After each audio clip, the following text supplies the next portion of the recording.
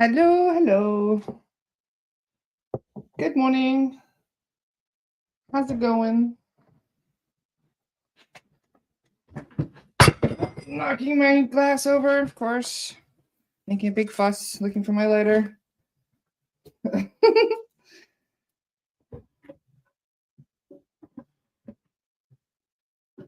did I do with it? Oh, there it is. Okay. Hello, hello.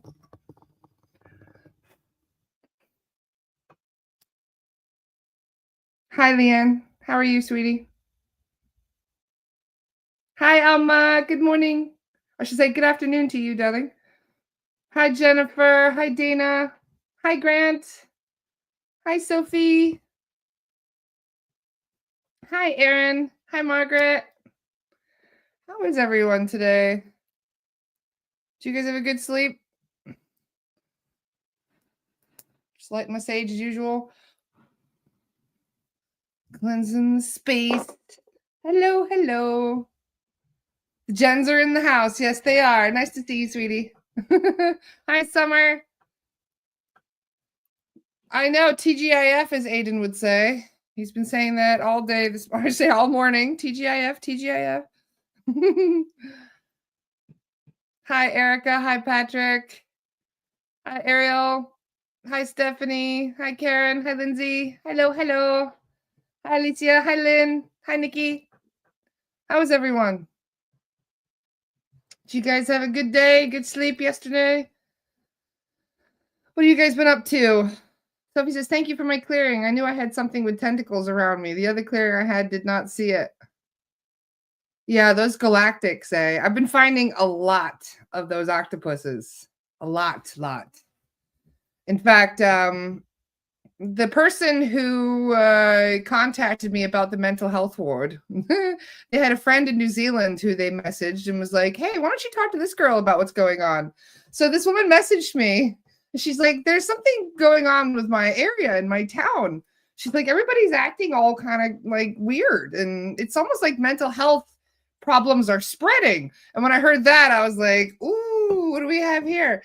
Guess what I found? I should say, guess what I found. Guess what the guides found? And I could see it in my head as they were describing it. There was a huge sky portal over her town. Massive sky portal. And guess what was coming through it? Those damn octopuses. They're the worst. So I'm not saying octopuses are bad. In fact, look, I have a nice octopus right here. I have no ill will towards any octopi. I think they're awesome. In general, this octopus is really cool. This was made by Michelle. I love this one. Look at the Triskelion on the bottom. So this is my octopus defender. This is the benevolent octopus that I carry around. But there's a lot of these octopi that come up like you would not believe. They're everywhere, especially lately. That was what we found on the guy in London. And then ironically, we find a sky portal where a whole bunch of them are coming through. So, I mean, and what's crazier, right? The medium that did the clearing, she's a little bit new to this. She goes, do they lay eggs? And I was like, yeah. Why? She goes, yeah, they're laying eggs. I was like, oh, okay. So yeah, there is a lot of eggs that they lay as well, and that's why they spread. So one octopus will come in, and then they lay eggs, and then the next thing you know, you got little octopuses all. Oh, Carolyn's here. Hi, Carolyn. Carolyn knows what I'm talking about. So yeah, apparently, yeah, they do. They lay eggs, and then the eggs spread to other people, and they grow very quickly. So, and they're nasty, eh? They have all kinds of like mucus stuff. Like, it's not just the tentacles. Like, people mention the tentacles the most because they have like a dream state where they're like fighting an octopus, or they could feel tentacles wrapped around them, or they just feel like, I know, it's so gross, Sophie. I know. I'm sorry to go into too much detail there. But yeah, you guys have no idea what some of these creatures are using us as hosts. It's a horror fucking movie. It really is. Who needs horror movies when this is happening in real life? People aren't aware of it.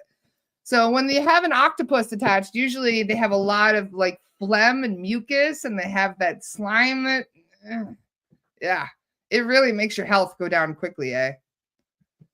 Sophie says, I heard it growling in my ear and it sounded electronic. Well, you know what's crazy, right? We found an AI version once. And I was like, what do you mean AI version? They're like, it's like those octopuses, but an AI version. And I was like, are you fucking kidding me? Like the real octopuses, the galactic ones are bad enough. But apparently there's such a thing as AI versions of them as well, which it still makes me try and wrap my brain around it because I mean, yes, we are in a hologram. Yes, this is basically a computer program that we are kind of uploaded our consciousness into. But at the same time, hearing that, knowing that there are actual AI creatures, I mean, what's new? You know, especially considering all this AI stuff. Everybody's been talking about AI this week because of I don't want to say his name, the new president. I don't like politicians. I have zero trust in any politicians. I know some of you are happy about him winning. I just think all elections are a joke, in my opinion. I think that all of them are corrupt in one way or another. Yeah, some of them like to do good things, but I think most of that is just for this, you know, or just a happy friends is really what they care about. They just want to keep their friends happy. But what's interesting about all of this is that they're talking about a $500 billion AI in like I don't even know what, like an AI system that is going to take over the internet and a whole bunch of stuff. Well, first of all, they already have that. Technically, yeah, that's already a thing. They're just going to admit that they have it. That's the ironic thing about all this. So, yeah, there's going to be all kinds of interesting things happening over the years coming forward about AI. And when it comes to AI, I'm telling you, there's good AI out there because technically the ETs also use it. But at the same time, they've learned how to not abuse it. You know, there's a fine line between use and abuse. And unfortunately, when you don't have the best interests in mind for your people, your AI isn't going to have their best interests in mind either. So if you have a system that is designed to protect people, then the AI is looking out for the people, if you know what I mean. So it's all about, like I said, any tool can be used as a weapon, right? Even a hammer can be used as a weapon. It can be used to build things. It can be used to kill people. So every tool in existence has got some sort of thing. I'm with you on that, Helen. She says AI scares me. No, seriously, if you guys knew how bad the AI was, none of you would have your routers on at night. If you had any clue how much it infects your household, I mean, this is one of the funny things that the guides say all the time. They're like, if people only knew, if people only knew what they were dealing with, if they only knew how bad the AI problem was. So, yeah, I think that it's going to get worse over the years, but if we get smarter about it, I think we can avoid some of the pitfalls that are going to happen regardless. Like every time there's new technology that gets implemented, there's always some kind of a downside to it. I don't even all smart technology, I keep the hell out of my house. I don't know about you guys. I don't even like the clapper. I'm like, no, I would rather get my ass up and go and turn off the light or move things around. Like, yeah, for some reason, the more technology we bring into the house, there's obviously more portals opening. There's more AI coming in. There's going to be more interferences that are occurring.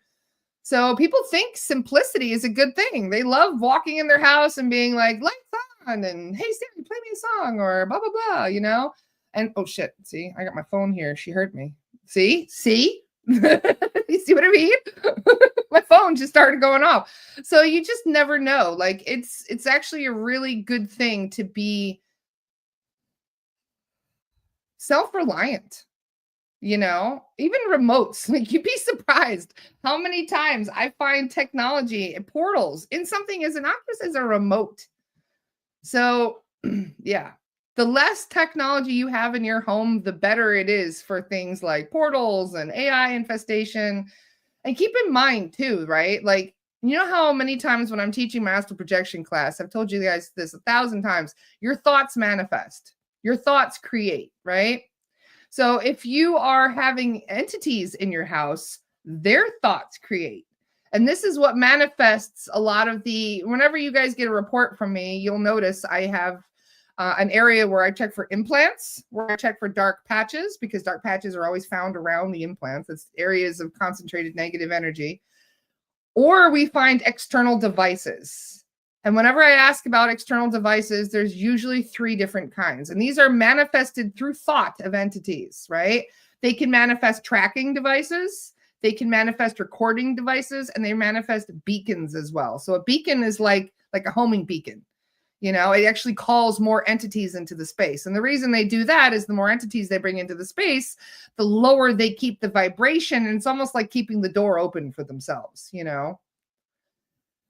So am I still holding the astral projection class on February 2nd? Yes, I am. My next astral projection and protection class is going up on February 2nd. I've got the link for that, by the way. So, thank you for reminding me that, because I haven't even really been promoting this. Thank you. Love you, Joanne. So there's the link that you guys can sign up for. I'm hoping that's the right one. Or did I just mess it up somehow? Let me know if that works, you guys, if it goes to the registration webinar. Because for some reason it's giving me a hard time right now. I can't tell if that's working or not. Come on, technology. What's your deal? There we go. I think I got the right one now. I think that was just, yeah, I think that was not it. Nope, error. Sorry. Yeah, thank you. Sorry, I missed a few buttons there. Hold on. There we go. I missed the ending there. There's the link. So if you guys are interested, that is my psychic protection class and my astral projection class in one. Hi, Omar. Nice to see you. Can it still affect us even if we do our protection pyramids or bubbles over our homes, properties, and selves? Yeah, absolutely. Are you talking about AI? Yeah, AI affecting us even if you do your protection? Yeah, this is why I do the Faraday cage around myself. Remember, I do the multi-layered protection. And I do discuss this in my astral projection class, but I'll give you a freebie when I do my astral projection protection every night before bed, or before I do cases, or before I go out in public, or before I watch a scary movie or something. That's when I do my psychic protection. So I visualize a golden egg over my etheric. Golden egg protects me closely. So it protects just my etheric field, this close area. Then I visualize grounding. I forgot the grounding part. Grounding is first. Grounding is really important. So you visualize the roots going deep into the ground. Sometimes I like to do the corkscrew, where I visualize myself like a corkscrew going down into the earth, where I just spin myself down in. That seems to work. And then the obsidian bubble. So rainbow obsidian is my favorite. So I'll show you what it looks like. Rainbow obsidian is my favorite rainbow obsidian. So I visualized this as a bubble around myself. So a giant obsidian bubble around the golden egg. And that protects my field on a much broader, that's like an 8-foot bubble is kind of what I visualize it. And I like to add, I like even do the visuals of the swirls of the colors and stuff in there to kind of give it more definition. The more you make your visuals clear in your head, the more they're manifested into the actual astral. Okay. So if you can see it in your mind's eye, you created it in the astral, right? And so around the obsidian bubble, that's when I do the Faraday cage, where I visualize the Faraday cage around myself. It kind of looks like a silver spider web kind of thing, where it fits all the way around the outside of my obsidian bubble. And that actually does help to protect against, what else is interesting, right? My guides, because I was having such issues with AI on my technology, they said every time you use your technology, visualize it inside a box, like a case that is also protected with the Faraday cage. So yeah, you can visualize that as well to put it around all of your electronics, your phone, your computer, even your car. You can put your car in a giant Faraday cage, because yeah, we find technology all the time in your vehicles. The more recent, more new the vehicle, the more likely we're going to have a lot of AI in there. So if your car starts glitching and acting really weird, and that's probably why. It's either the AI or there's a portal in your car. We find them every time. Every time we do a clearing, every single one of you has at least one portal or one weird device in your car that shouldn't be there. So in my opinion, like I think it messes with the vehicle, because I have noticed where my car will start acting up and I'll say something And my car's 23 years old. I joke about it being old enough to drink. Like, I don't buy new shit because I'd rather use the old shit until it falls apart. I'm one of those types. So yeah, even my old car still has that. And every time I check, I'm like, things are acting up. And I ask them to check my car, and they're like, yep, there's a portal in there. Yep, there's AI in there. Do the Faraday bed sheets work? I have no idea, Amma. It'd be really nice if they did. I think there's a couple different ones. I have a Faraday hat, actually. So it's got silver and gold thread throughout the hat. So apparently the silver and gold thread is what actually blocks the electromagnetic frequencies and all that other stuff around it. Imagine a white light and pink light around me with an obsidian shield surrounding them. That's lovely, Rose. Wonderful. Is there any other questions? We see I use an invisible cloak around me. Yes, invisibility cloaks like Harry Potter. Those work too. Yep, absolutely. You can visualize yourself inside anything. Anything you want. Any other questions about that, though? Let me know if you guys have any questions about psychic protection. But like I said, the psychic protection class, that link that I just shared, it's going to be a 3-hour class. And if you guys, we are going to be restarting the Lost Soul Rescues, for the record. I've spoken with Carolyn and Katie and a few others, so we will be doing them weekly. So big thanks in advance to Carolyn and Katie and Leah and a few others who are willing to still assist with the Lost Soul Rescues. We haven't been doing them the last few weeks because of the holidays and a little bit of chaos going on, but we are going to be getting back to doing those. So I know there's quite a few lost souls that we would like to check on. I know a lot of you guys have submitted names to be cleared or to be checked on. So just letting you know, they will be coming soon. And if you guys are interested in joining them, they're basic. For those of you who don't know, our Lost Soul Rescue group is basically like a mediumship circle. So for those of you who are kind of like a baby medium, you're tuning into your gifts, you're honing them, you want practice. If you have taken a psychic protection class, I don't care what psychic protection class it was, you just need to have the basic understanding of psychic protection. So if you guys are interested in that, and yes, I always publish the recordings for Lost Soul Rescue. I always do. I usually publish them in a star, but sometimes I just share the Zoom link for everybody if it was a big one. But just keep in mind that they can be a little bit upsetting. Okay, it's like an episode of what was it, The Ghost Whisperer. Okay, I cannot finish an episode of The Ghost Whisperer without crying. Every single damn episode, it gets me. So just be prepared. Okay, bring some tissues. When you're checking on people who are already deceased, who are lost, who are sad, who are, just going through a hell of a time, it can be very emotional, especially when these people have been murdered or committed suicide. So these are not. So, like I said, if you have a loved one who was murdered or died under really, really awful circumstances, these are the ones that we check for free. Lynn says, can we attend and just observe? No. Nope. You can, if you just want to observe, you can watch the recording. Because anyone that participates has to be in it. They have to know their psychic protection. They have to have their guides called in. And they have to know how to conduct themselves afterwards. Psychic protection is not just, a precursor, like you need to also back yourself up as well afterward. Because sometimes things don't like being cleared, just for the record. I actually have some extra protection on me this week because of that clearing we did on that celebrity type. I don't know if I want to say her name on here because name dropping could be risky. I'm just saying. So yeah, this is why I say everybody needs to know their psychic protection before they get into it. And like I said, you have to participate. Everybody has to be on camera. So Chantal, did you miss what I miss? Sorry to hear that, Michelle. Didn't we check him already, Michelle? Your husband's best friend? I thought we did. But if we watch after, are we protected because the soul is already crossed over? This is the thing, right? This is why we are able to share Lost Soul Rescue recordings, because there aren't entities involved. This is one of the reasons why we have been very careful about, I would still use protection and every time you turn on your TV personally. Okay, but just saying, doesn't matter what you're watching. If you're watching flood videos, you're watching fire videos on Facebook, you should have your protection up all the time regardless.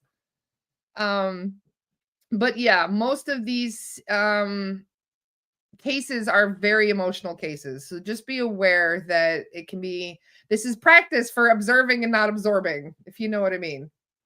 Oh, if you asked if your astral projection class counts, yes, it does.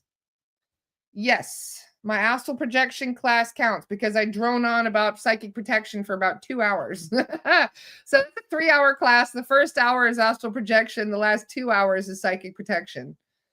And I teach you guys everything the guides have taught me about psychic protection. And there's a lot, just for the record, there's a lot. That's why I basically just give you the quick version when I tell you how I do my visuals. But there's a lot of other things for around the house and just being aware. Self-awareness is the most important thing, because a lot of your red flags that you get for attachments, for entities and things, they get kind of brushed aside as, you know, like, oh, maybe I've got heartburn. Oh, maybe I just have a headache. Oh, maybe I didn't sleep very well today.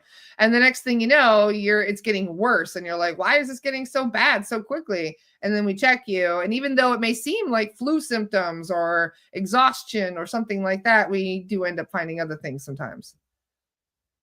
Do we get documentation as well? Yes, it's a 26-page document that I basically read off of, that I'm answering questions from as well. And I do send that with the recording too. So if you guys are interested, like I said, even if you can't catch live on the 2nd of February, on Groundhog Day, funnily enough, that's when the class will be, Groundhog Day. So if you are unable to attend live, there will be a recording that is sent, and then I'll also send you my transcript that I obviously wrote ages ago that I keep adding to over and over. So if you guys have already taken my astral projection class like 6 months ago, there's more information that I've added, because all the time I'm adding new information to that. So much stuff. Because the guides are always giving me advice on how to do things or how to protect myself better. Michelle says, I submitted 2 names back in November. Yeah, I have those names on my list. My list right now is 10 pages long. I'm not even kidding. Yes, it does include a bit of a backstory on the people. So it's not like a list of like 500 names or anything. But I have a list of probably about 40 names of people that were murdered or died under extremely tragic circumstances.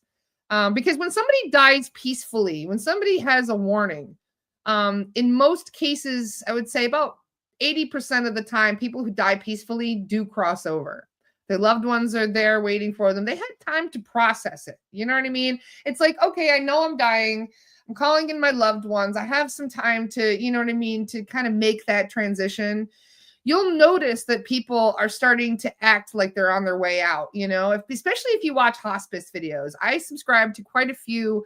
And I know it sounds morbid, but I actually really like watching the hospice videos, because it talks about how people are, you know, preparing themselves for that transition period. And that transition period can be in different ways. Like death doulas, for example, all have different ways in which they kind of make the transition period easier for people. There, I just shared the link for you, Helen. So when it comes to like the hospice and people crossing over, we do notice that people start to act a bit more lucid in the last few days. It's almost like they become their old selves, or they'll start talking about how they can see their loved ones. I think the reason for that is because their vibration is raising. They're also happier, you know, they have less pain. And I feel like it's not only their vibration going up, but I think they're slowly leaving their body. It's almost like because I've noticed, I've done clearings on people that are on their deathbed, and they are almost like their grounding is next to none. So I think that, yeah, it's like that, where they're kind of like on a preparation thing, you know, like they're getting ready for it.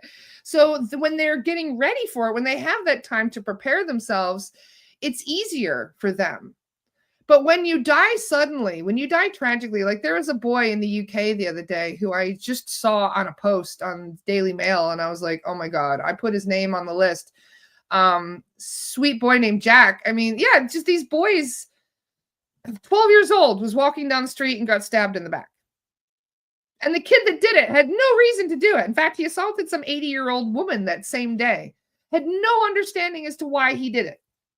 I know for a fact there's an entity involved in that. Why a 14-year-old would kill a 12-year-old for no reason. He was literally just walking down the road, minding his own business. So this is part, when we talk about mental health getting worse, I think this is part of that reason for that, is because people are now becoming more susceptible to influence, I think. And unfortunately, when you have somebody that jumps in and basically, body snatches you and causes you to do horrible shit, you get all the blame for that, So yeah, this is why Lost Soul Rescue has now become a thing, because we are helping people that, we've actually found people that have been deceased for 25 years or longer and were not crossed over yet. So time means nothing when it comes to earthbounds. In fact, time doesn't even exist, so it doesn't affect the earthbounds. So someone could have been dead for 400 years and it feels like they just died last week in many cases.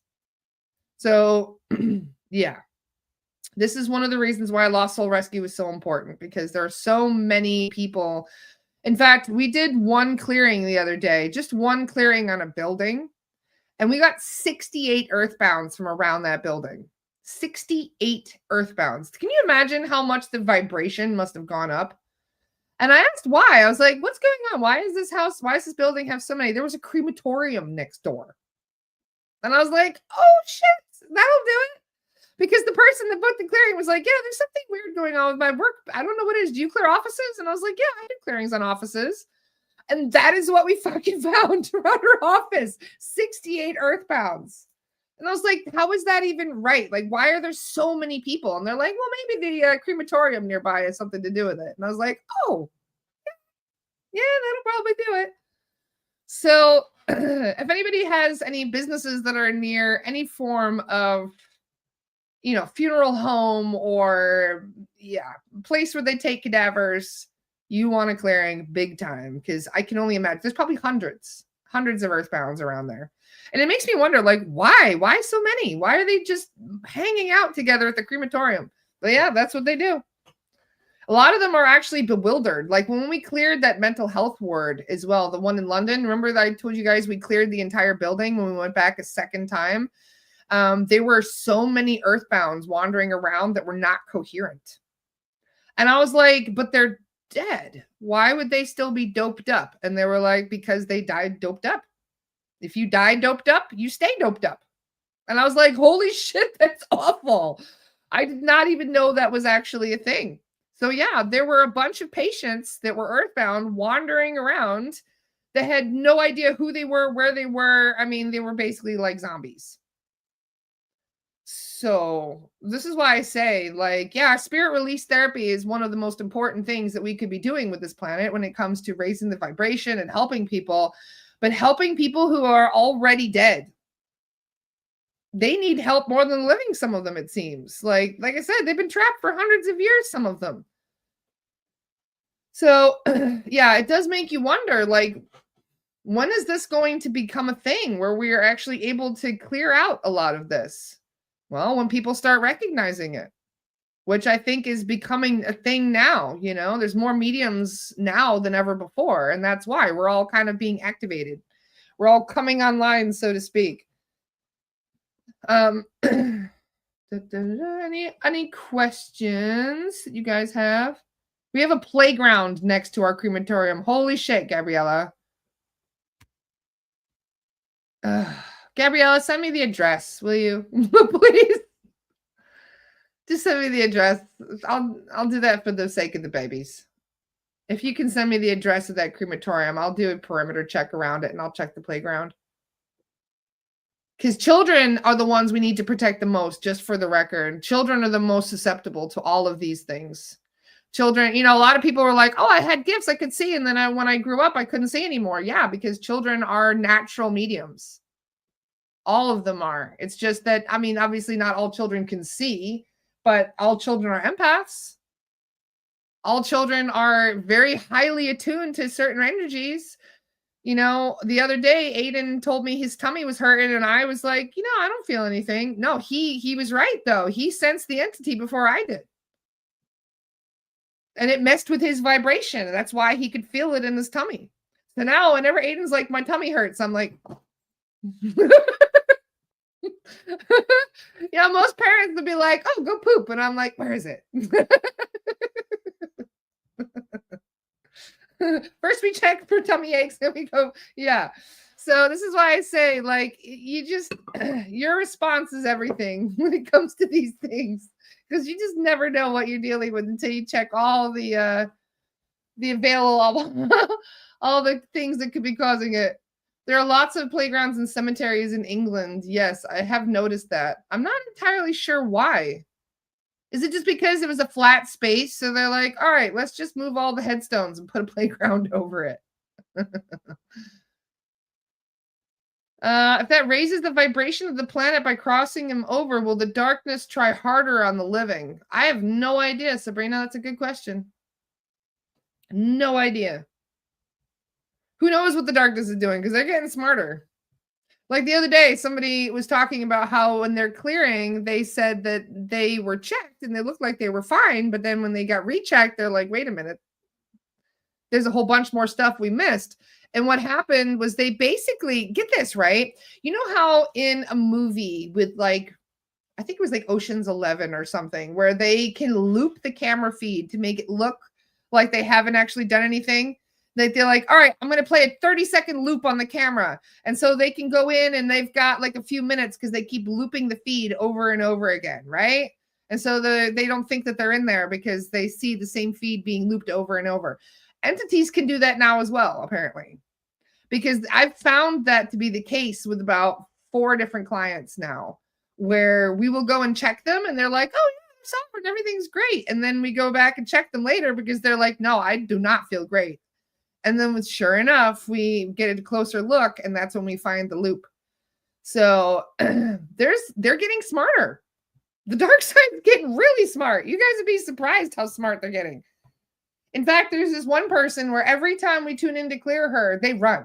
As soon as we tune into her energy, it's like they have, I don't even know what. They have some kind of a way of sensing our energy tuning into this person. But as soon as we tune into this client's energy, they're like, phew, they're so quick. They run so fast, eh? We catch them anyway because you can run, but you can't hide. Especially from the galactic guides. Doesn't matter how many portals you jump through, they can still follow you. But with the discarnate guides, it does make it a bit more tricky. So yeah, this is why it's like we have to get smarter as well as they do. Yep, children spirits want to play too. Yeah, there's a lot of children. The fact that there are so many infant earthbounds too really creeped me out, I must say. The fact that you would think children would be crossed over so much easier, but no, if you go and clear like a hospital or some kind of a pediatric ward, yeah, there's a lot of earthbound little ones as well, like even newborns. And that was one of the most shocking things that I've discovered. Because no, I did not think that there would be earthbound babies. That one shocked the hell out of me. So I don't understand why it happens, but sometimes they say there's a whole lot of reasons. They give me a lot of different reasons for why I ask why certain earthbounds are still there. Sometimes they say it's a soul contract. Sometimes you're right. Sometimes, Jessica, they just want to stay. Sometimes they're just don't want to leave yet. Sometimes they are being held captive. Alexia asks, are there earthbound animals? Absolutely. Animals don't tend to have the confusion. You know what's crazy about earthbounds? Wild animals cross over almost immediately every time. Wild animals do not have the issue with crossing over. It's the pets that do. And you know why? Because of the same reason why many earthbound stay, or human earthbound stays, because they feel a connection to someone and they don't want to leave them. So yeah, there's a lot of human connection that causes this. So yeah, you do get sometimes, like when we did clearings in North Carolina, because there were so many animals that died under traumatic circumstances, then yes, there were a lot more wild animals that were earthbound then because they didn't understand what happened. None of them really understood what had happened. It happened so quickly to them, and many of them died in shock or terror That is what causes a lot of earthbounds. So unfortunately, yeah, under circumstances where you have mass, you know, deaths, mass souls leaving, then yeah, sometimes you do end up having to go back through and clear. We cleared hundreds and hundreds of earthbound animals in North Carolina. Um, but yeah, exactly, Chantal. It's because they aren't attached to humans or things. The more attached you are, the more difficult it is to cross over. If you feel there's unfinished business, if you feel that you weren't able to finish what you came here to do, in many cases, they don't want to cross over. They're like, no, I'm not leaving yet. I still got shit to do as Bob. Like, I'm not ready to go and be somebody else yet. I still got things to do as Bob. So that's why they don't want to cross over in many cases. It's because, one, many of them are also afraid. There was a bunch of soldiers that we tuned into. And the soldiers were, it's a long story, but we asked, like, why were they all kind of standing there? And they all died in an explosion. And we asked, like, well, why didn't you cross over? And they said, well, we saw the light, but we thought we didn't know what it was. So they saw the tunnel of light that they were supposed to enter, but they didn't. They looked at it. They were like, like they weren't really sure what the light was, or, like, it does make you wonder where their guides were, because perhaps they just felt there wasn't,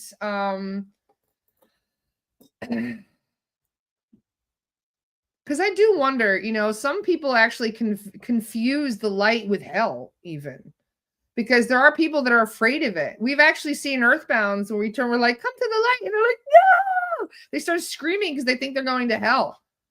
So religious fear is also a big part of it as well. If they fear, any form of afterlife persecution, they are not going to cross over willingly in most cases. Not until you convince them otherwise. Gabrielle says, I have a question about crematoriums. Are souls not finishing crossing over before they make it to the mortuary? Yep. And then when they burn the bodies, they have nothing to connect, because a lot of people follow their body. So if you go and burn the body, they're like, well, shit, what do I do now? So they just kind of stand around. And many of them don't even know they're dead. So if you bring their body to a certain area and they're just kind of hanging around, they just wait for somebody to tell them what to do. There's no illusion of light. There's no, like, you don't see days passing, if you know what I mean. Like, the illusion of time kind of goes away, because a lot of earthbounds are continuing on with their day. They're going to work. They think they're still doing their thing. They're trying to pay their bills on their phones. And that's the crazy thing, right? Is because you can still do all of the things that you would do while you're living. You can manifest a phone for yourself in the astral. If you want an iPhone in the astral, you just think iPhone. Bam, you have one. So if you think, where's my iPhone? Oh, wait, there it is. Now you have an astral version. So even you don't even know you're dead. Everything that you had when you were living, you still kind of have access to.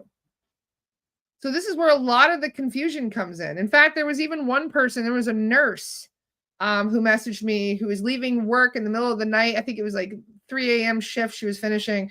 She leaves and she sees a homeless guy collecting cans. And she was about to go and say something to the homeless guy, and he vanished right in front of her eyes, like literally disappeared.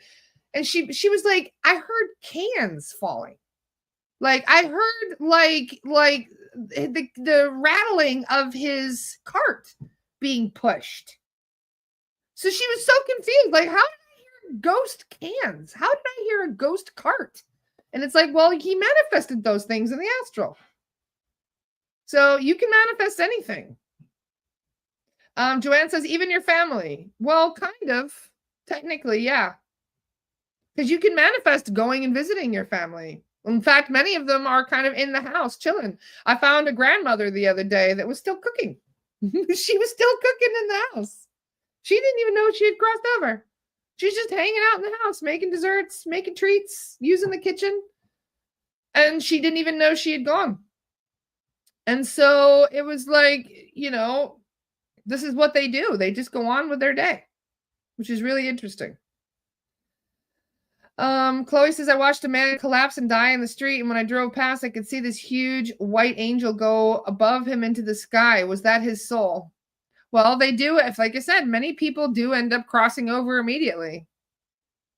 And when they do end up crossing over immediately, especially if it's your time, right? And you almost had, like I said, time to kind of get used to the idea, or just die at peace. When you die at peace, it's a lot easier because your vibration is higher. So the more you believe, that's a big part of it, Helen, just for the record, the strength of manifestation in the astral is 100% down to belief. So if you believe that you are creating something, you are creating it. In fact, you're creating it, quite powerfully. In fact, sometimes you can manifest something, like I told you guys a few weeks ago about my tiger, Shira, where I just visualized a tiger in my house. And I give it a name, and I give it an intention, and I give it a job, basically. And you can do that. This is one of the things I teach in my class, in my astral projection class that I will be teaching on February 2nd. This is one of the things you can learn, is all about how to manifest things around your house for protection.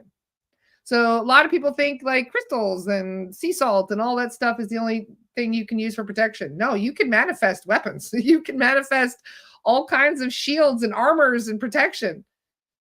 So, you have all kinds of different ways of protecting yourself. It's only thing that limits you is your creativity and your imagination. Does that mean a ghost can bake a cake at home and then a cake just shows up? Yeah. This is the thing, right? This is astral too, technically. Okay. We may be in 3D right now, and it feels solid, right? The only reason it feels solid to you is because you are locked into that frequency. That is it. That's the only reason. Otherwise, your hand would go straight through the laptop, straight through the desk, because technically you're not locked into those other frequencies. And if you're not locked into the frequency, you can pass through it. This is why you have a whole bunch of other galactic beings that can walk through walls, because technically they're using technology that puts them out of phase with 3D. Like shadow people. We talk about that during class as well. Shadow people are about 75% in the astral, 25% in the 3D physical. So when you have that, you can see through them. It almost creates like this, opaque, you can see through kind of thing, but you can still kind of see them. That's why. This is why when you see ghosts, they come in, you can see them kind of clear and solid, and then they start to disappear. This is why mediums get so confused when they're walking around in public. If somebody walks up to you and pokes you to see if you're real, they might be a medium, because they can't tell the difference between an earthbound and a person. Why? Because they're locked into both the 3D and the 4D frequencies. So mediums have 1 foot in the 3D and 1 foot in 4D. So technically they're locked into both. And when you're locked into both, you're able to perceive things better. So I hope this makes sense. If you guys have any questions about this, feel free to ask. Bradley says, I was doing my workout, so I'm not too chatty, but I heard the word cake, and here I am. You said the 4-letter word, and now Bradley is like, what? I need my grandma to start making me astral lasagna again. It was really cute, by the way, that grandma the other day. She was like, I said, is there any message you would like me to send to your granddaughter? And she goes, yes, tell her to make cups of tea. She says, tell her to make cups of tea so I can sit with her and chat with her at the table. Just tell her, have a nice warm cup of tea, sit at the table, and just be aware that I'm going to join you. And it was so sweet, Day. She just wanted to let her know that she's still there, that she still visits. And so, like, I don't even know if that grandma knew she was deceased or not, but she was just happy to be, there. And we told her, you can come over anytime you want, just as soon as you cross over, you can come back. So a lot of earthbounds are afraid that if they leave their loved ones and cross over, that they're going to be unable to visit. But no, they can visit as soon as they cross over. If I were to call out to my mom, would she pop in? Absolutely 100%, Joanne. Yep, they do. This is why one of the most important things that I can even begin to express to you is understanding the name dropping. Okay? Name dropping in the astral. I don't care if they are a deceased person. It doesn't even matter if they're a deceased celebrity. It doesn't matter if they're an angel. Doesn't matter if they're a galactic being. Doesn't matter if they are a deity. they will hear you. Okay? Every single time they will hear you. Sometimes they just block you out and they're like, whatever. And they just ignore it, but they will hear you. So if you name drop someone, doesn't matter who it is. This is why I said, like I said, we were even saying the names of a famous person who I will not say his name now, but he was very famous for doing bad things in the UK. And he appeared because we were talking about him. And then, and when they come in, they're like, why is such and such here? We're like, oh, we didn't know we had brought him in. Until the person who wasn't even in the room comes in and was like, why is this person here? So he wasn't even aware we were talking about him. Okay. So they all hear you, every single one. So this is why, like, be really mindful who you talk about and what you say. And what's really funny, like the Galactics, for example, I've heard so many times, the Galactics watch my podcast. Because there's a couple times where I have given compliments to certain Galactics, and then I've heard those Galactics come back to me later on and say, hey, we heard you say that really nice thing. And I was like, oh, cool. So hello to all my Galactic friends that are probably, watching this recording at some point. But there's a lot. You guys have no idea how much we are monitored down here. We're like a fucking TV show. I'm not even kidding. The galactic beings that watch this planet, every single one of you have been observed in one case or another. They're always following us around. They're always watching us. Every single one of you have been kind of followed at one point or another by some curious galactic being. They're everywhere. Absolutely everywhere. And they live among us as well. So, yeah. Tracy says, I saw Robin Williams in my dream. He was happy. Yeah, I'm sure. This is the thing, right? Is that there's a lot of mediums out there. And there are quite a few mediums who actually help celebrities as well. So whenever you tune into celebrity energy, you can do that as well. So just be aware, like any names that you say, they will hear you and they will know about it. Jennifer says, seriously, they don't speak certain names either. They will show up. No, I've learned that. I have literally said names and people have shown up. Scared the crap out of me because it will even be a deity. I have said his name and he's shown up. I have said his name. Hold on. I have said his name and he showed up. Okay. And there's quite a few others that I'm not even going to begin to say their names right now because I don't want them to show up. Like this guy right here. Okay. He would show up if I were to name drop. So be aware, okay, that if you say any names, there's a lot of power in that. And you know what's interesting? Aaron just said words or spells. And this is something that I wrote in a report yesterday. So a lot of you guys book what we call just the normal spirit release clearings. You know, I call them the full protocol clearings. Sometimes people get the full protocol with detailed advice. So that's like a clearing and then half reading. But one of the more interesting, and this is one of my favorite clearings to do, are the mass clearings. So for $250, I cleared 10 people all at once. We'd put them all in a bubble. So we basically read off all the names to the soul guides, and we have all the soul guides put each an individual into this giant bubble, right? And then we clear them all at once.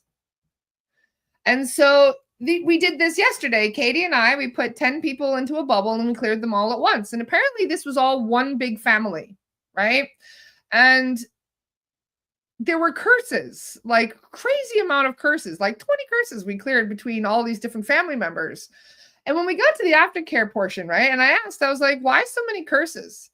And the soul guides, they said to like, if people only knew, they're like, if only people had even just a slight inclination as to how much their words have power. They have no idea. Most people have no clue whatsoever as to how powerful their words are, because all of those curses were from each other.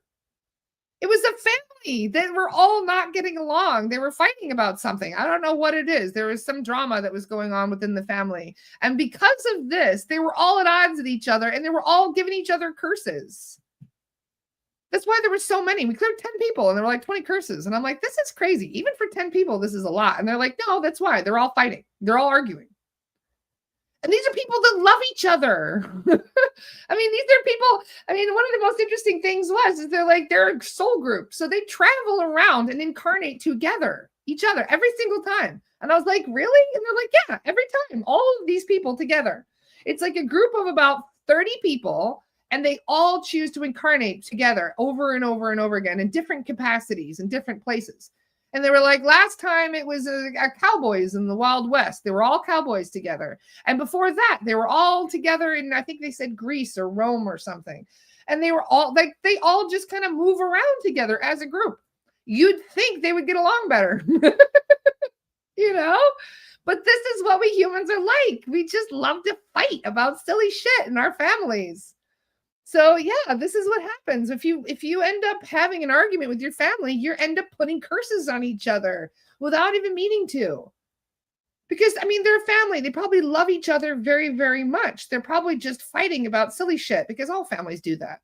But if they knew how much they were affecting each other, I think there would be a lot more compassion and consideration for each other. But we just don't know. We have no idea how much we're affecting people. And we have no idea that we would literally curse someone we love just because we're mad at them. But yeah, like I said, mind your words, guys. Even mind your thoughts. Because a couple weeks ago, get this, right? I'll be honest with you. A couple weeks ago, I set out a curse against somebody, not meaning to. It was not my intention whatsoever.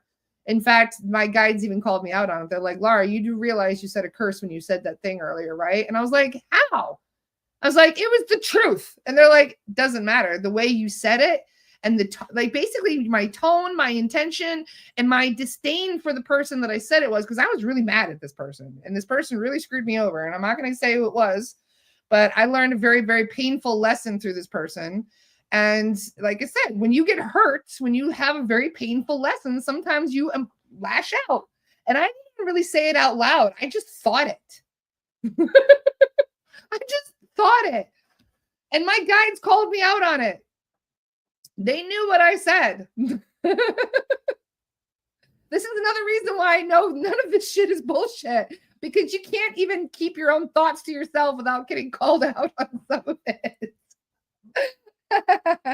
So yeah, I sent out negative energy without even being aware that I was sending out negative energy.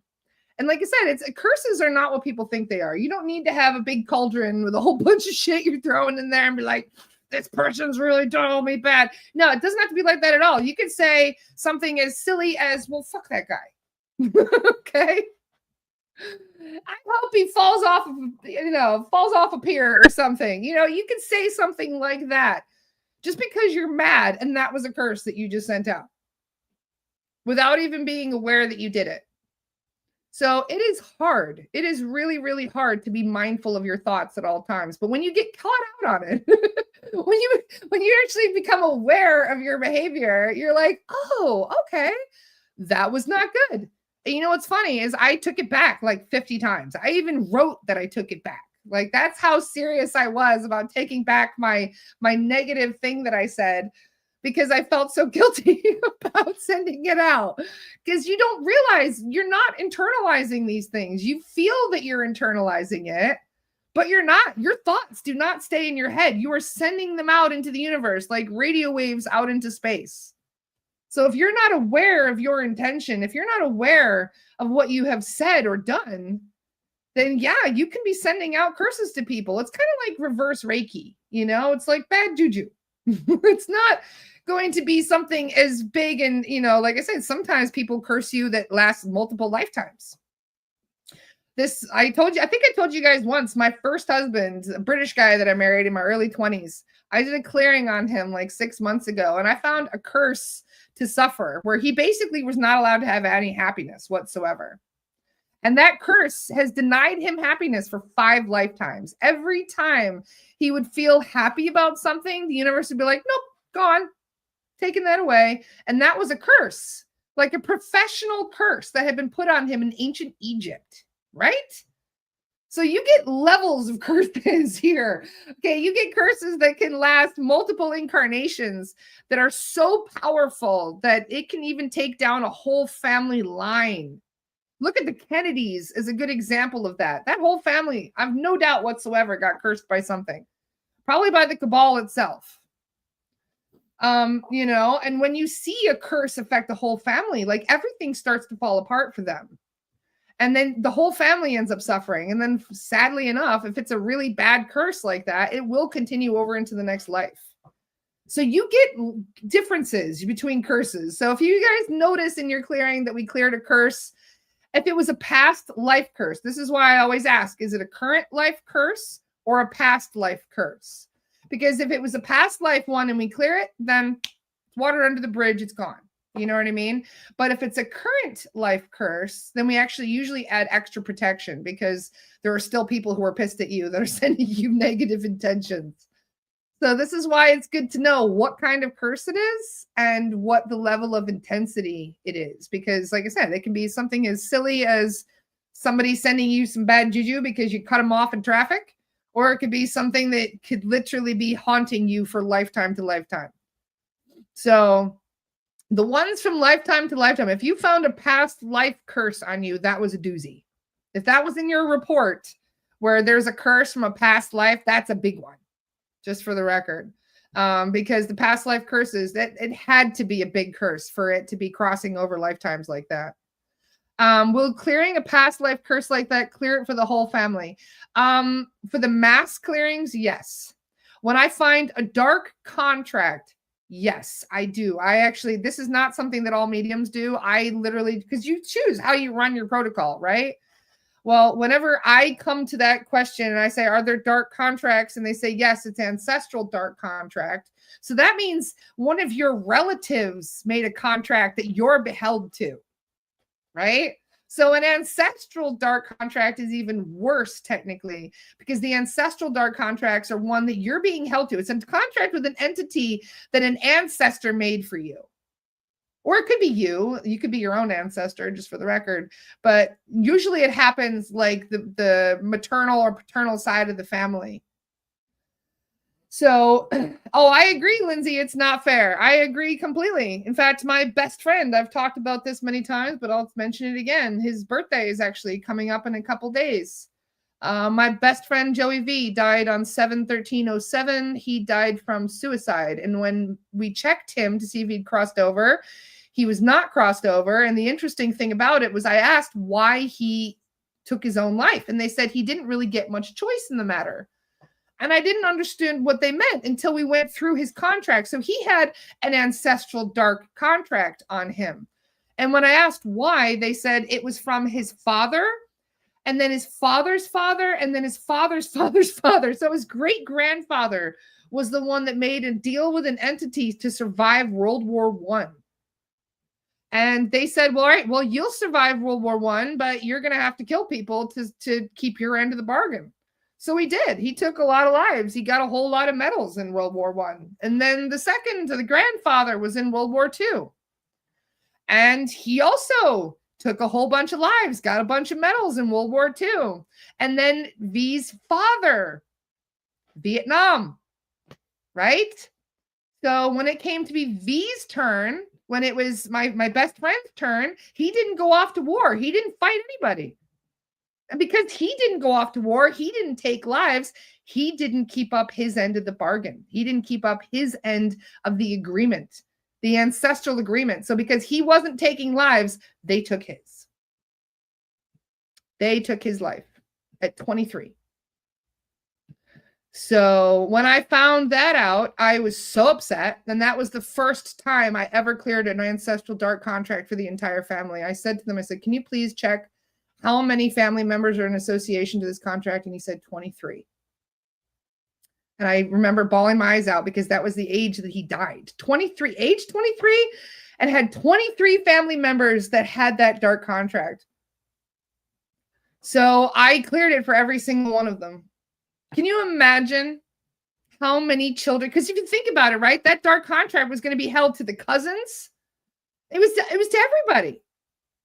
So it's like your ancestry, your tree gets bigger, right? The branches get bigger, and that entity gets more because the branches are growing. So we cleared it for all of them, every single one of them. And I'd make a point to do that from now on. I have from then on, I had. And many thanks to Katie for facilitating that, because Katie is the reason why all of this happened. I didn't even know that was a thing until Katie and I sat down to check my best friend, and I'm really glad I did. And me talking about him, he's probably here right now. Love you, V. Miss you. But I talk to him all the time, and he was. You know what's funny? When Katie was doing this, right when we're clearing all the dark contracts, it was really funny because Katie's like, he's doing this. She's like, what does that mean? And I was like, that's the wristy shuffle. That's his happy dance. He used to do this all the time. He'd be doing this. That was his happy dance. And Katie started doing the happy dance. I bawled my eyes out. She's like, why is he doing this? And I was like, oh. Like, he's really happy. We just saved his whole fucking family from all of the horrible shit that he just went through. So, yeah. Anyway. Anita says, have you ever checked Sinead O'Connor's family? I love Sinead O'Connor, but no, I stay away from celebrities. I was warned to stay away from celebrities. Celebrities have a lot more attention and a lot more risk involved with the clearings. So one of the main things my guides warned me about, because my first initial, right, you guys know me, right, well enough. So the first couple weeks where I was trained, I was like, all right, when are we clearing Bill Gates? When are we clearing this person? When are we clearing that person? And I was told by this person, who I will not name just now, but I love him. I'm still hanging out with him all the time. He told me, he goes, you'd be putting yourself in harm's way if you did that. And I was like, why? Like, can't we just clear the whole, let's just clear the White House. Let's go, There are beings that exist on this planet that are so dark, so powerful that they could snuff you out. So we're trying to avoid those entities. Okay. I have found, we talk about level 1s, 2s, and 3s. I have found a level 4 once. There are other beings that we haven't even categorized because they do not fit into a category. Okay, the level 4 that I called it my Hexus in Texas. I told you guys about that one before. But if you guys saw the movie Fern Gully, it was like that, where it was like a Hexus that was domineering an entire apartment complex. Jessica says, what the fuck is the level 4? No, seriously, because I'm like, how would you even categorize this? And the guides were like, just call it a level 4. I was like, it's taking up an entire apartment building. Just like in Fern Gully, if you've seen the movie Fern Gully with that giant Hexus, that's coming out of the big machine, and it's like this big monster that has little monsters coming off of it. Yeah, that is the level 4, and that's what we found in Texas. There was a big sky portal up and everything. That was the biggest clearing I think I've done yet. But this is why I say, there are levels that we haven't even started talking about yet. Okay, there are entities that exist on this planet that I'm hoping never learn that I exist on this planet. And I don't even say what those entities are because I don't want to, like I said, name dropping. So there's as high up, right? Think about it. As high up as the angelics go, right? You get angels, you get archangels, it keeps going up higher and higher and higher and higher, right? You still get the same going downward, if you know what I mean. There is balance in everything. So as high of a vibration as an angel or an archangel would have, there are entities that have the exact opposite of a vibration, right? And those are the ones that we do our best to avoid. We do not want to run into those. Those are the ones that will kill you in your sleep, you guys. I'm not even kidding.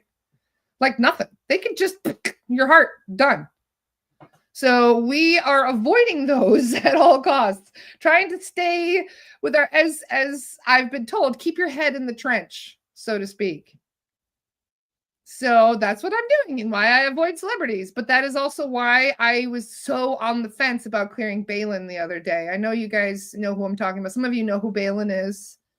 I'm not even going to say her full name. But Balin is somebody that's been dealing with extreme Tourette's, like really, really bad Tourette's. like literally punching herself in the head. Like a lot of times when people are dealing with Tourette's, you know, they're dealing with like tics where their head knocks, or they're dealing with like noises that come out that they can't really control. But she's to the extreme where she's literally just every word that comes out of her most of the time, I should say, when she's dealing with that, is something rude or something not nice. You know what I mean? Like, and when I saw the videos for the last 6 months, I knew there was big things going on with her. So I've been wanting to clear her for 6 months. And I was on the fence for so long because of that warning about keeping my head in the trench, but I couldn't take it anymore. Like I saw that video of her like literally punching. She was like punching herself in the head. And I was like, all right, enough is enough. Like, even if it makes no difference, I'm still going to try. Like I have to try something, right? Oh, it's 11:11. Look at that. So I gathered a team of mediums, just to keep them anonymous, right, for protection's sake right now. But the mediums and we were really shocked to find what we found. There were 5 reptilians attached to her, 2 of which were imposters. So when I say that they're attached, right, there's differences when attached. When something is attached to you versus superimposed inside you, right? So kind of think, you know what I mean? Like there's levels of possession, okay? And they were on their way to literally body snatch her. Like that is what they were trying to do. That's why they were ganging up on her. They want to push her out of her own body. Yep, without a doubt. Considering how many beings were attached to her, right? That is 100% what their end game was, is they were trying to push her out of her own body. They're ganging up on her to chase her out of her own body. And yeah, they can do that. You'd be surprised how often body snatching actually occurs on this planet, a lot of the time. And so we cleared those 5 Lizzies from her. And there was a nasty tapeworm. I mean, this is, we had to call in the Arcturians to clear the tapeworm because the tapeworm was wrapped around her whole brain. It was awful. And there were implants, like she was riddled, just completely riddled with implants from head to toe. Both ears, inside her head, her pituitary gland, her chakras. I mean, literally everywhere. Why did they choose her? Well, there were some past life stuff.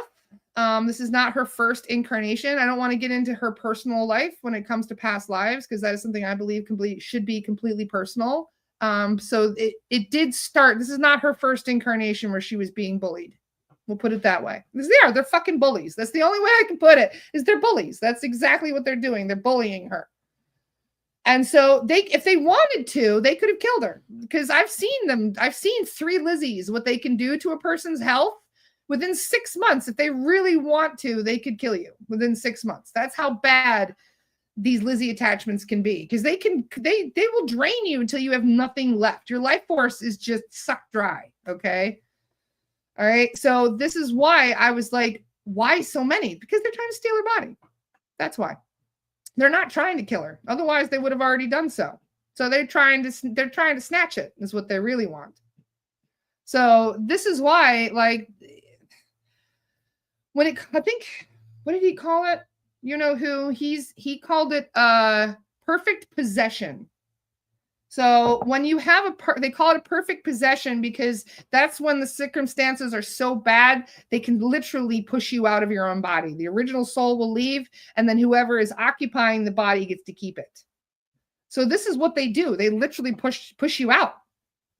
And why they chose her, I'm not entirely sure. It could just be they're opportunists, right? If you are someone who, remember that kid from last year that we did clearings on? There was that one young boy I told you guys about, the one that was an open vessel. He's like a jar with no lid. They can always kind of jump in anytime they want. If you have that going on, then you're basically sharing your body with any spirit that wants to come by. This is why a lot of people are dealing with really intense psychosis, like her, for example, because she's sharing her body with anybody that wants to come in. And it's not by choice. I think this happens just because, you know, it's your vibration or your trauma or your alignment. There's a lot of different things. It could even just be that you were possessed from childhood, from birth, because that's what happened to that boy from last year. He was literally possessed while in the womb. He had attachments in the womb. He was never sovereign. So now he's an open vessel for entities. They can use his body anytime they want. Because, and get this, right? If you have entity attachments from birth, the biggest problem is because they get in the way of tethering your silver cord. So for 2 years, right, your silver cord is still kind of, it's not completely tethered from your physical body to your astral body. It takes 2 years for that silver cord to really anchor in there. So this is one of the reasons why children can see spirits so easily, especially new little babies, 2-year-olds especially, right?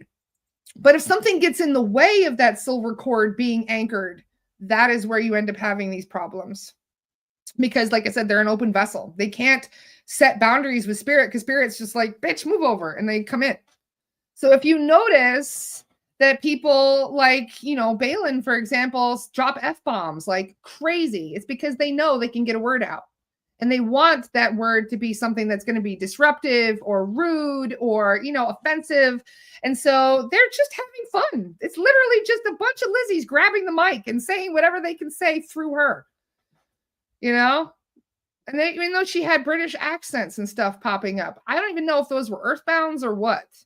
So I have no idea what's going on and whether or not these things will be cleared better, for her now that this has happened.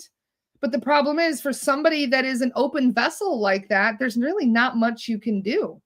So a lot of you are wondering, is this going to help her? I have no idea. If she's an open vessel, then probably not. Because like I said, any spirit can go in there and be like, give me the mic. You know what I mean? So that is the biggest issue. And there's a lot of people that have this problem, you guys. There's so many people that do not have control over their own mic, so to speak. And that happens through the implants in the throat. That happens through implants in the face. They do all kinds of stuff. They even put headphones on people. We'll find headsets on people. So like it'll be changing what you hear and what you say to other people. And then people are reacting to you and you're like, why? I just barely said anything. And why is such an overblown reaction? Well, because you said something, you just weren't even aware of what you were saying.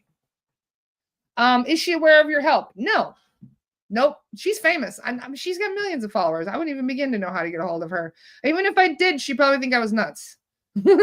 So no, I got permission from her higher self. Her higher self was actually very grateful for the help, which was really surprising to me.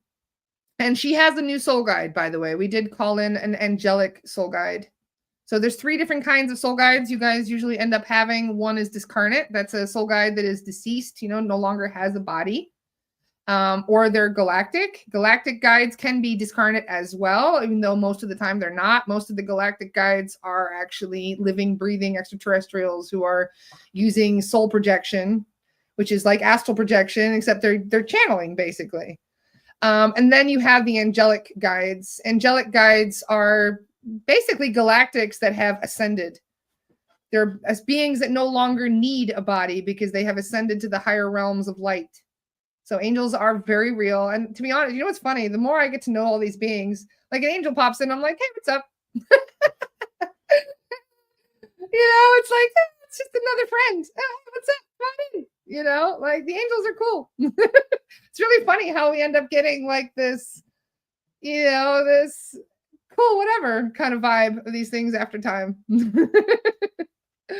Jessica says, I have 3 discarnates. Most people have discarnate soul guides because these are friends of yours that you've made over the years.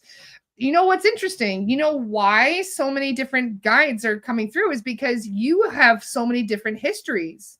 So for a starseed, most of the time you'll have galactic guides because your friends are other galactics. You've had so much more time to get to know other galactics.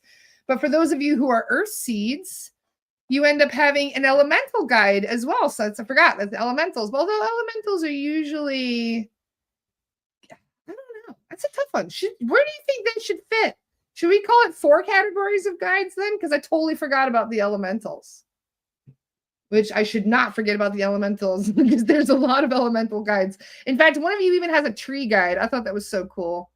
The tree had a very deep voice when it talked. Love that. But yeah, if you were an earth seed, then you generally end up having more discarnate guides because you've had a lot of time here on earth to make friends, if you know what I mean. So angels once had a body. Yes, all of them did. Remember, this is the name of the game. You end up working your way up through more and more complex bodies. You know, even the angels themselves, they started out as single-celled organisms like we did. So people wonder, like, okay, if all souls are the same age, how come there's angels and then how come there's this and that? Well, time doesn't exist. So technically, you know, even the form that the angel originally had as a brain cell or whatever, a single-celled organism it decided to have, that still exists too. So every version of you that has ever existed still exists today, all the way up the scale. Yes, even the archangels. Archangels are advanced forms of angels. Yep, all of them had a body. Doesn't mean they had a human body. In most cases, they didn't. We humans have not been around that long, for the record. Some of them were Lyrians, etc., but like humans in general, even if they passed in a life, everybody's had a physical body at some point. Everybody. I'm sure, you know what's funny though? I'm sure that there are circumstances where you probably could even evolve across all the different forms just as light. I wouldn't be surprised. I don't know why, but I just have a feeling that no, physical body is not a requirement in all capacities. It's just the norm. It's what most people do. It's purely intuitive, but I'm pretty sure there are other ways. There's always fine print. There's always other ways of getting around things.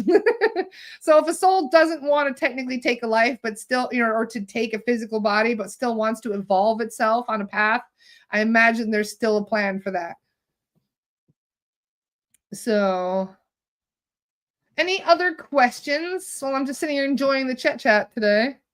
I had a vision of galactic call center like the ones here. They clock in to take calls to help customer service. Yes. You know what's funny is there's a lot of beings that are here kind of observing and trying to help and be more helpful. It's just that when we aren't asking for help, they're kind of just like, well, what do you want me to do? You know? So the more we ask for help, the more we are clear that we need their help, the more they're getting involved in these things. And I just want to say thank you to the Irma for that as well, especially because the Irma have been extremely supportive. In fact, I even have a new little bit of backup after the last couple of days and doing some big clearings. So it's very nice to know that we have the help and support that we have, because there's no way we would be making the waves that we are. In fact, it's interesting. Yesterday, I was working with an angelic guide. One of my wonderful new friends has an angelic guide that she does clearings with. And this angelic guide was basically just explaining, like, all of us are capable of, you know, tuning into these frequencies. We can sense all of these energies around us, right? And many of us, we tune into angelics all the time. We're just not aware of it.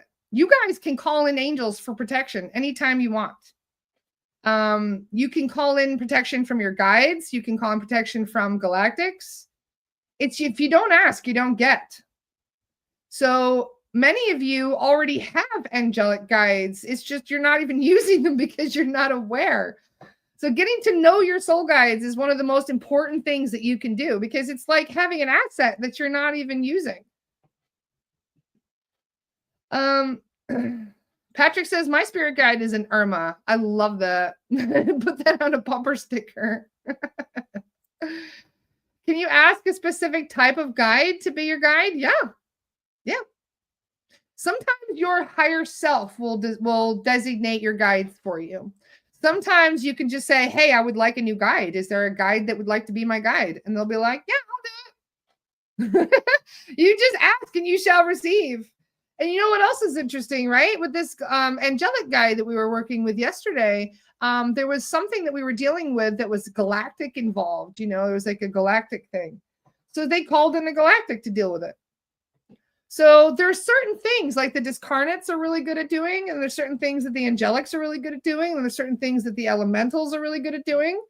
And so it's like they share jobs with each other. So if there's one thing that one of them be like, I could do this, but I wouldn't do it to the best of my ability. I know somebody that'd be really good at doing this. They'll call in that person to take part in that clearing. So even though you maybe only be working with one guide that's doing a clearing, or sometimes even 2 or 3 guides that come in for different reasons, like you might have one guide that is discarnate because they're really good at healing. Another guide that is really good at giving advice. Another guide that is really good at removing technology from, galactic beings around the house. Every single soul guide has certain strengths and certain weaknesses. And so for example, when you have discarnate guides, Balin had 2 discarnate guides, and you're dealing with bombardment from galactics, sometimes you are unable to help. You know what I mean? You're unable to deal with the situation. And sometimes those guides don't even know that they can call in other guides.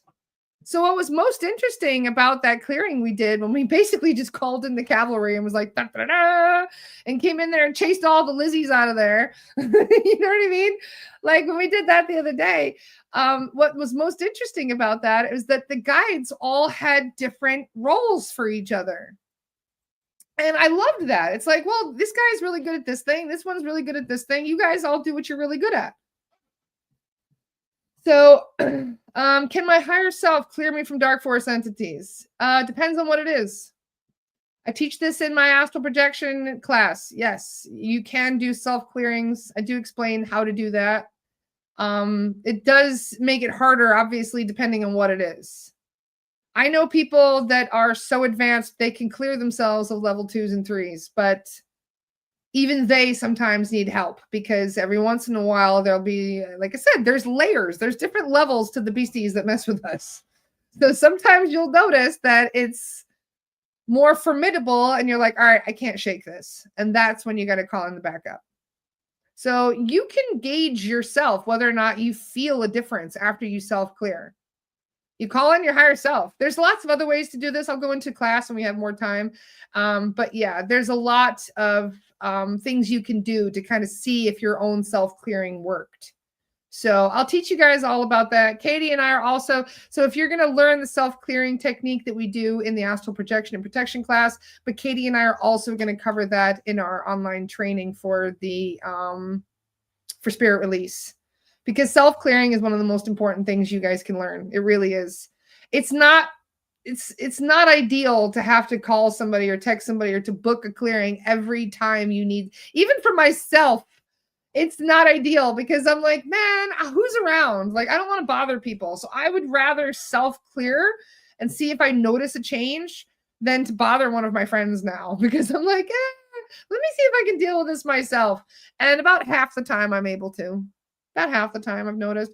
It's the earthbounds that are stubborn sometimes. It's the earthbounds and level 3s that give me the most time. Because if it's an earthbound that just wants a ride, right? If it's an earthbound, here you go, Joanne. I'll put the link right now. If it's an earthbound that just wants a ride, right? They're in your house. You're getting goosebumps like crazy. You can just feel there's like a cold draft coming in. And if you keep getting goosebumps, like that's my sign for an earthbound. I get goosebumps like 10 times in 2 minutes. That's when I know there's one nearby, right? So I set the intention. I asked them to open a doorway. It's closed. Sorry. I asked them to open the doorway. I visualize the doorway opening. I visualize it closing after they leave, and I shut it down. If it doesn't feel any different after doing that, then they didn't want to leave willingly, and that's another problem. They're so rude. Like I must say, out of all the things, when earthbounds, right? Whenever I'm checking houses, I'm like, do you see any earthbounds in the house? And soul guides are like, yeah, there's 2 earthbounds. I'm like, where are they? And they're like, oh, they're in the bedroom. I'm like, in their bedroom? And they're like, yeah. And I'm like, why? And they're like, it's like watching them sleep. And I'm like, oh. Like they're really, I don't know what it is. I value privacy. And to have the thought of an earthbound creepy watching me sleep. No. Oh, hell no. So no, like I said, if you guys can feel that there's an earthbound in the house and they're not willing to leave, that makes it difficult because yeah, they're very stubborn. And sometimes they're like, no, I like it here. She watches the same stuff I used to watch, or no, she makes good food. I can smell it every time she's cooking. There's a lot of reasons why earthbounds don't even want to leave. There was one really funny. There was an in-law, like a mother-in-law that refused to leave because they weren't treating her bedspread well. She was really mad about how they were treating her bedspread. She made that bedspread herself, for the record. She was very proud of that bedspread. But because they were mistreating her bedspread, she was so upset about it and refused to leave. But yeah, like I said, earthbounds do not respect boundaries. They do not respect privacy. And especially when they're attached to people, I'm like, "Ugh, keep your paws off of, you know what I mean? Like touchy feely earthbounds. You know, I love helping earthbounds cross over. I really do. And I try not to get creeped out by them, but maybe it's just my sixth sense, like the movie The Sixth Sense, where they're kind of creeping around doing stuff, and you're like, oh, why are you here? Yeah, that's hard to shake sometimes. I try very hard to have compassion for them, even though I find them so unsettling.